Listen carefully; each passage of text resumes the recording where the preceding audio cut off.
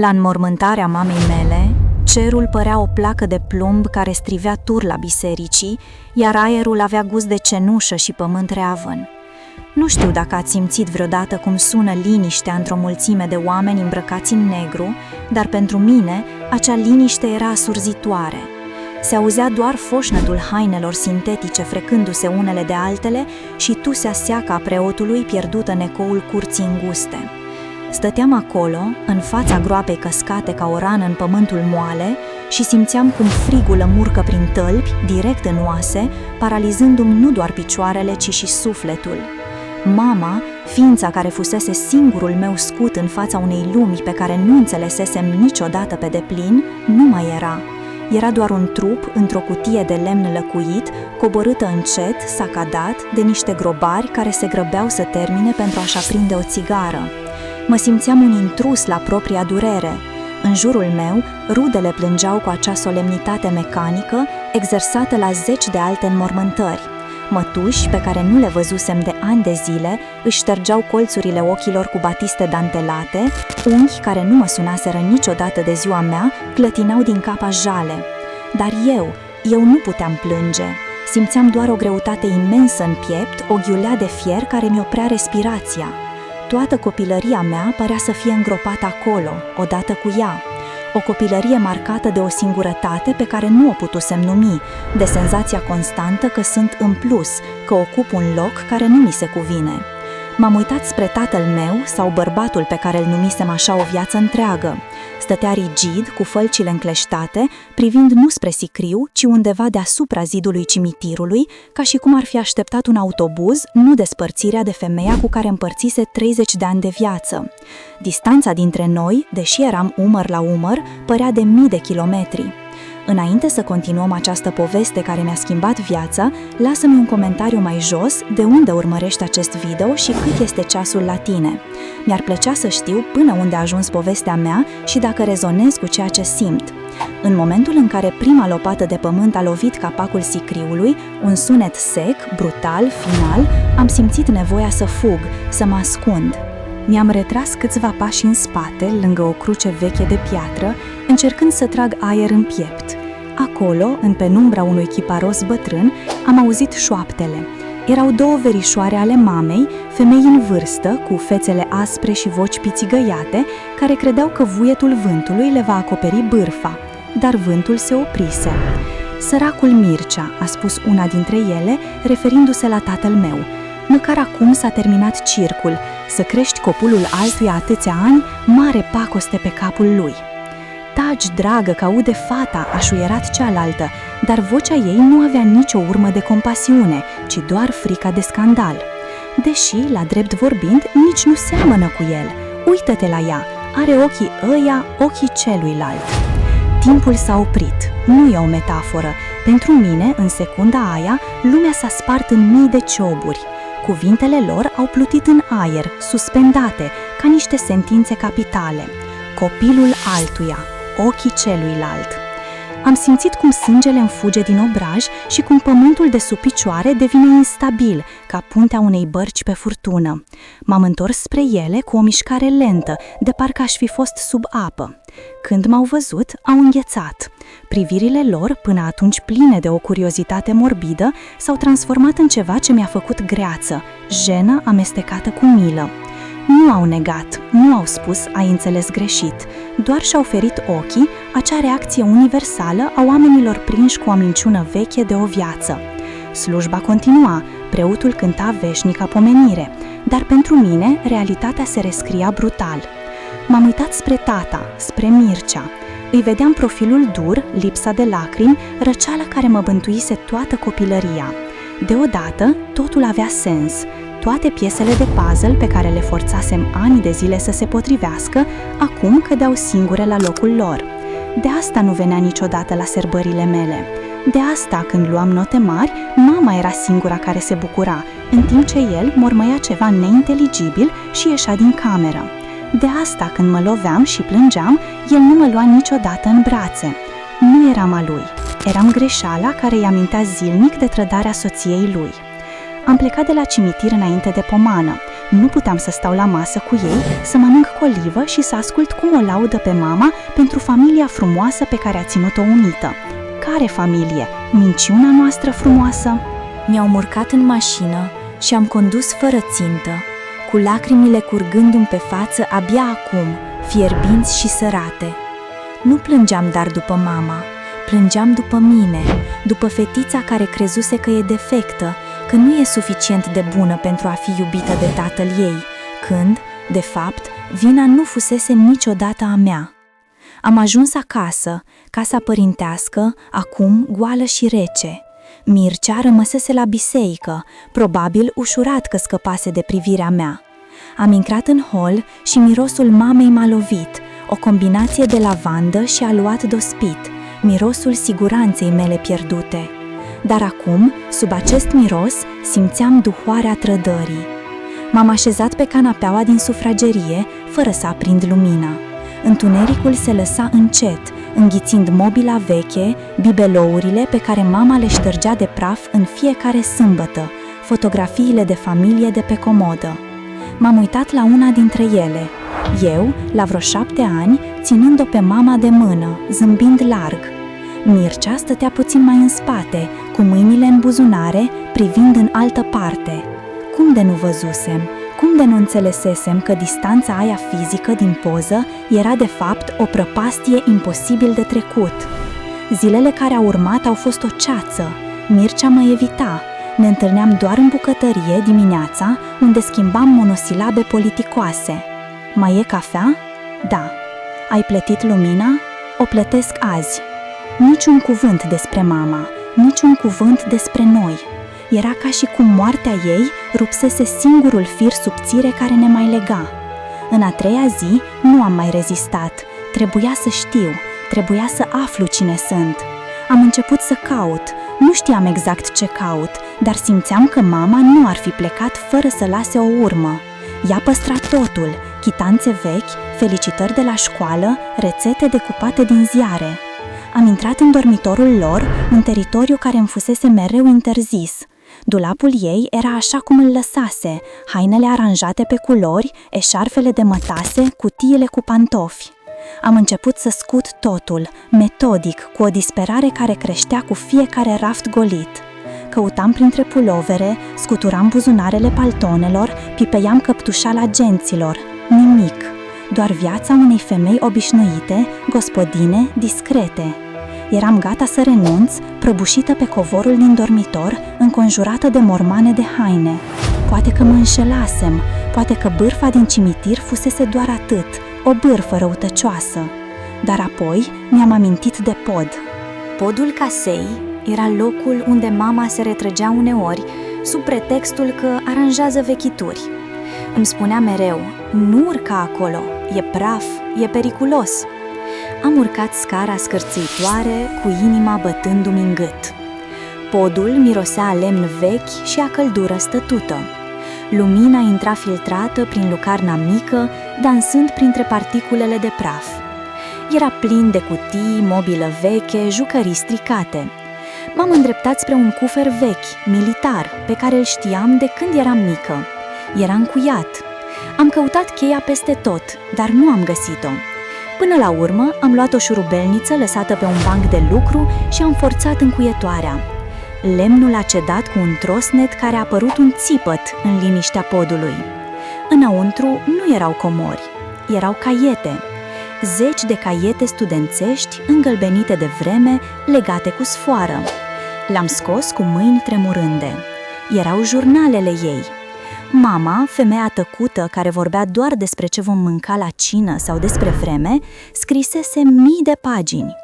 Am deschis unul la întâmplare. Scrisul ei, ordonat și rotund, mi-a umplut ochii de lacrimi. Azi a făcut primii pași. E atât de frumoasă. Are ochii lui. Doamne, cum să ascund asta? Mircea o privește ca pe un dușman. Mi-e frică. Mi-e frică în fiecare zi că o să plece sau că o să-i spună. Am închis caietul brusc ca și cum m-ar fi fript. Deci era adevărat. Nu fusese doar o bârfă. Era povara pe care mama o cărase singură, în tăcere, în fiecare zi a vieții mele. Am continuat să sap în cufăr. Sub caiete, într-un colț, am găsit o cutie mică, de carton, legată cu o panglică albastră, decolorată. Am desfăcut funda. Înăuntru era o singură scrisoare, într-un plic care nu fusese niciodată expediat. Pe plic scria doar un nume, pentru Andrei, și o adresă dintr-un sat aflat la 200 de kilometri distanță. Am scos scrisoarea. Hârtia era subțire, fragilă. Data era de acum 25 de ani, anul nașterii mele. Draga Andrei, scria mama, nu o să-ți trimit niciodată scrisoarea asta, dar trebuie să o scriu ca să nu înnebunesc. Am născut-o, e fetiță, e sănătoasă și are privirea ta, acea privire intensă care m-a făcut să uit de tot și de toate. Mircea a acceptat să o recunoască, dar cu o condiție, să nu te mai văd niciodată, să nu știi niciodată de ea. A spus că, dacă te caut, ne dă afară pe amândouă în stradă. Nu am avut de ales, Andrei, iartă-mă. O fac pentru ea, ca să aibă un tată, o casă, un nume. Dar inima mea a rămas acolo, în livada aia, unde ne-am luat rămas bun. Te rog, dacă vreodată soarta ți-o scoată în cale, nu o respinge, e tot ce am mai bun. Am citit scrisoarea de 10 ori, de 20 de ori. Cuvintele "nu am avut de ales" îmi resunau în minte. Mama nu fusese o femeie slabă, așa cum crezusem. Fusese o femeie terorizată, prinsă între o iubire imposibilă și datoria de a-mi oferi un acoperiș. Sacrificase fericirea ei și dreptul meu la adevăr pentru siguranța mea materială, pentru o familie care fusese de fapt o închisoare rece. Nu i-am spus nimic lui Mircea. Ce rost mai avea? El își jucase rolul, prost și fără inimă, dar îl jucase. Contractul lor se încheiase odată cu moartea mamei. Acum era rândul meu. A doua zi dimineață m-am urcat în mașină. Aveam adresa, aveam numele, Andrei. Îl rosteam în gând, încercând să văd dacă trezește ceva în mine. Era doar un nume străin. Drumul a durat 3 ore. Am ieșit din oraș, am trecut prin sate uitate de lume, unde timpul părea să stea în loc. Peisajul se schimba, devenea mai verde, mai sălbatic. Cu cât mă apropiam, cu atât frica îmi strângea stomacul mai tare. Dacă nu mai locuia acolo, dacă murise și el, dacă mă respingea. Nu o respinge, scrisese mama, dar trecuseră 25 de ani. Oamenii se schimbă, uită, își refac viața. Poate avea o altă familie, copii pe care îi iubea, o soție care nu știa de existența mea. Eram o bombă cu ceas, gata să explodeze în viața unui necunoscut. Am ajuns în sat pe la prânz. Era o așezare mică, de munte, cu case răsfirate pe dealuri. GPS-ul m-a dus pe o uliță neasfaltată, care urca abrupt spre marginea pădurii. Am oprit în fața unei case modeste, dar îngrijite. Avea un gard de lemn vopsit proaspăt și o curte plină de flori. O bancă veche stătea sub un nuc imens. Am oprit motorul și am rămas în mașină câteva minute, cu mâinile încleștate pe volan. Îmi simțeam inima bătând în tâmple. Era momentul adevărului, momentul în care puteam să câștig un tată sau să pierd ultima iluzie. Am coborat. Aerul era curat, tare, mirosea a fân și a rășină. Am deschis poarta. Nu era încuiată. Am făcut câțiva pași pe aleea de piatră și atunci l-am văzut. Un bărbat ieșea din spatele casei, ștergându-și mâinile de pământ pe o cârpă. Era înalt, grizonant, îmbrăcat în haine de lucru. S-a oprit când m-a văzut. A încremenit. Timpul s-a dilatat din nou, la fel ca în cimitir. Ne priveam unul pe celălalt peste distanța de câțiva metri de curte. Nu a întrebat cine ești, nu a întrebat ce cauți aici. Doar s-a uitat la mine și în ochii lui am văzut șocul, apoi recunoașterea și apoi o durere atât de mare încât mi-a tăiat respirația. Avea ochii mei, sau eu îi aveam pe ai lui. Aceeași nuanță de căprui verzui, aceeași formă ușor descendentă. Aceleași mâini, cu degete lungi și subțiri. M-am văzut pe mine, varianta masculină și îmbătrânită. Biologia nu minte, sângele nu minte. Elena, a șoptit el. Vocea lui era groasă, tremurată. Îmi știa numele. Am dat din cap afirmativ, incapabilă să vorbesc. Nodul din gât era prea dureros.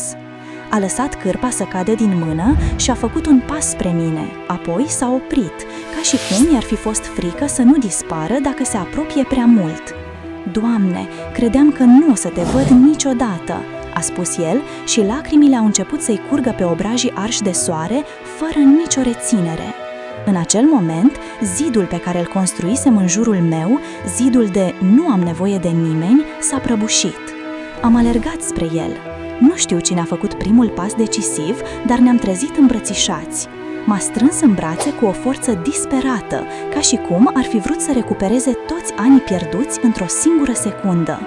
Mirosea a lemn tăiat și a tutun, un miros care nu era familiar, dar care, inexplicabil, îmi dădea o senzație de acasă pe care nu o simțisem niciodată în casa lui Mircea. Am stat așa mult timp, plângând amândoi în curtea aceea străină. Nu aveam nevoie de teste ADN. Îmbrățișarea lui îmi spunea totul. Era o îmbrățișare de tată, protectoare, caldă, totală. Mai târziu, am stat pe banca de sub nuc, mi-a adus un pahar cu apă rece de la fântână. Mâinile îi tremurau când mi-a întins paharul. Mama a murit, i-am spus. Era prima dată când rosteam cuvintele astea cu voce tare și ele să nu sune a final, ci a început. Știu, a zis el, privind în pământ. Am simțit. Acum câteva zile m-a cuprins o tristețe neagră, fără motiv. Am știut că s-a întâmplat ceva cu ea. Mi-a povestit totul, nu s-a scuzat, nu a dat vina pe alții. Mi-a spus povestea lor de dragoste, o iubire intensă, de o vară, care s-a lovit de zidul realității. Mama era deja căsătorită. Când a rămas însărcinată, a vrut să fugă cu el, dar părinții ei, familia, presiunea a fost imensă. Mircea, soțul ei, a amenințat-o că îi va distruge reputația, că o va lăsa pe drumuri, că va face un scandal monstruos. Andrei era tânăr, sărac, nu avea ce să-i ofere decât dragoste. Așa că au făcut un pact. El s-a retras, a plecat din oraș, s-a mutat aici, la țară, și a promis că nu va interveni niciodată, cu condiția ca ea și copilul să fie în siguranță. Am vrut să vind de 1000 de ori, mi-a mărturisit el, răsucind un inel simplu pe deget. Veneam uneori în orașul vostru și stăteam în fața școlii tale, ascuns în mașină, doar ca să te văd ieșind. Te-am văzut crescând, Elena, te-am văzut în prima zi de școală, cu ghiozdanul la mare și roșu, te-am văzut când ai terminat liceul, dar am promis. I-am promis mamei tale că nu-ți voi da viața peste cap. Credeam că te protejez. M-ați protejat cu o minciună, am spus eu, cu o urmă de amărăciune. Am crezut toată viața că e ceva în neregulă cu mine, că tata nu mă iubește pentru că nu sunt destul de bună. Andrei m-a privit cu o tristețe infinită. Știu, și asta e crucea pe care o voi purta până la moarte, că tăcerea mea te-a rănit mai mult decât ar fi făcut-o adevărul. S-a ridicat și mi-a făcut semn să-l urmeze în casă. Interiorul era simplu, rustic, dar plin de cărți. A mers la un dulap și a scos o cutie de lemn, lustruită. A pus-o pe masă în fața mea. Asta e pentru tine. Am adunat aici tot ce am putut de-a lungul anilor. Am deschis cutia. Era plină de fotografii. Fotografii cu mine, făcute de la distanță. Eu în parc, eu la o serbare, eu mergând pe stradă cu prietenele. Erau poze neclare, furate, dar erau dovadă că cineva mă veghease mereu. Printre poze erau și scrisori. Scrisori pe care el îi le scrisese mamei, dar pe care nu le trimisese niciodată, la fel cum nici ea nu o trimisese pe a ei. La mulți ani, fetița mea, azi faci 10 ani. Mă întreb dacă îți place înghețata de vanilie, ca mie. Azi ai terminat liceul, sunt atât de mândru de tine, ești frumoasă ca mama ta. Am citit câteva rânduri și am simțit cum bucăți din sufletul meu se vindeca. Nu fusesem abandonată, nu fusesem un accident nedorit, fusesem iubită. Iubită de la distanță, în tăcere, cu o suferință pe care abia acum o înțelegeam, dar fusesem iubită. Dragostea lor fusese imperfectă, lașă poate, dar reală. Am stat la el până seara târziu. Am vorbit despre orice, despre cărți, despre muzică. Am descoperit că avem aceleași gusturi la jazz, o pasiune pe care Mircea o detesta. Mi-a povestit despre bunicii mei paterni, pe care nu i-am cunoscut niciodată, mi-a arătat poze cu el tânăr și am văzut chipul meu zâmbind din hârtia veche. Când am plecat, cerul era plin de stele, aerul nu mai era apăsător. Andrei m-a condus la mașină. Nu trebuie să vii dacă nu vrei, mi-a spus el, sprijinindu-se de portieră.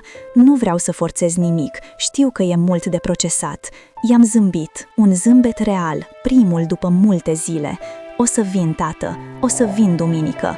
Cuvântul tată a sunat ciudat pe buzele mele, dar și atât de natural, ca o haină care îți vine perfect după ce ai purtat una strâmtă ani de zile. El a lacrimat din nou și mi-a sărutat fruntea.